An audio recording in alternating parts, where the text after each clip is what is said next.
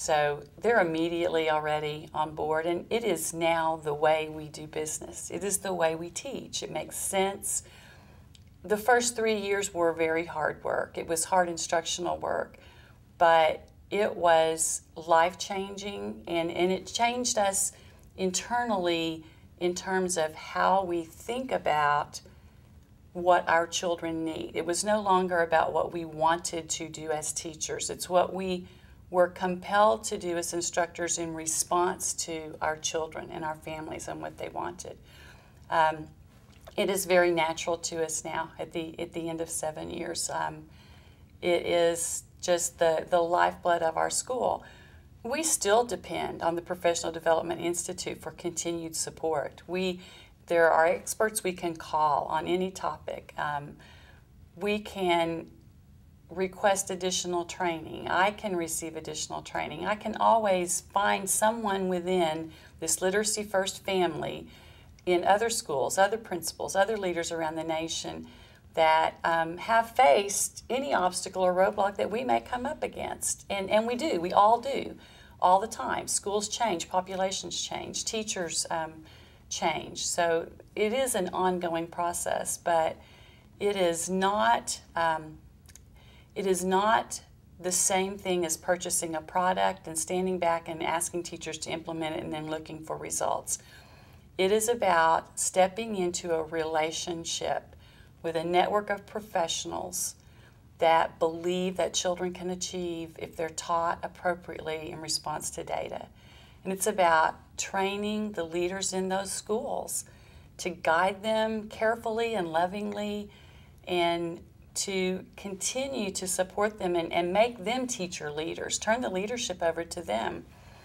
I told my teachers this week at the Leadership Institute that, you know, if I left tomorrow, if I were called to do a different job or move to a different district or just retired, there isn't any doubt in my mind that Literacy First methodology will live and survive at Marshall Elementary for as long as forever, because it is the lifeblood of the school. And it became that through a lengthy process, but not a difficult or impossible process.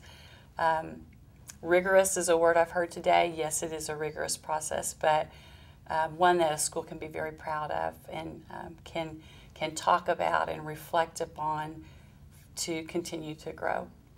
I remember sitting with a group of principals with Bill Blocker at the end of the third year and having a discussion about what now. Because at that moment, I felt like that Literacy First was saying to me, you've ended the third year with this consultant, this relationship with a consultant. Now she is going to exit and you have to carry on. So how are you going to do that, or what is that going to look like? And I can remember being in that group, and Kim Pace was sitting by me. Kim is the principal at Pitcher Carden, and we both kind of looked at each other and went, end of 3 years, what? We realized that, yes, our contract was going to end, but we had no intention of ending our relationship with this consultant. That wasn't feasible or possible in our mind. So, but that is what I thought we were hearing from Bill. He's saying, you know, this consultant's exiting, now you're going to go on. Well, yeah, we were empowered to do that, but we just flat didn't accept the whole idea that he might be telling us that there was not going to be a relationship. Yes, there's a need for you to have a continued relationship.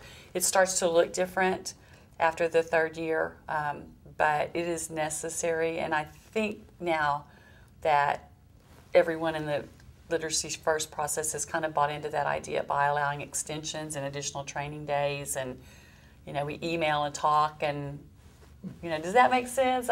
You weren't around when we were having that conversation 4 years ago, but I remember it felt shocking to me at first, like, you aren't telling me that, because I'm not going to listen to it anyway, so I didn't. Product has made it easier to train new teachers because I have some scripted tools, and I'm not having to coach them or get other teachers to coach them on how to develop and make materials as we go along. So yeah, that made it easier. The key leaders in Literacy First now think about leadership capacity building as probably the biggest piece to sustainability. And 6 or 7 years ago, it was building instructional capacity as much as it was building leadership capacity.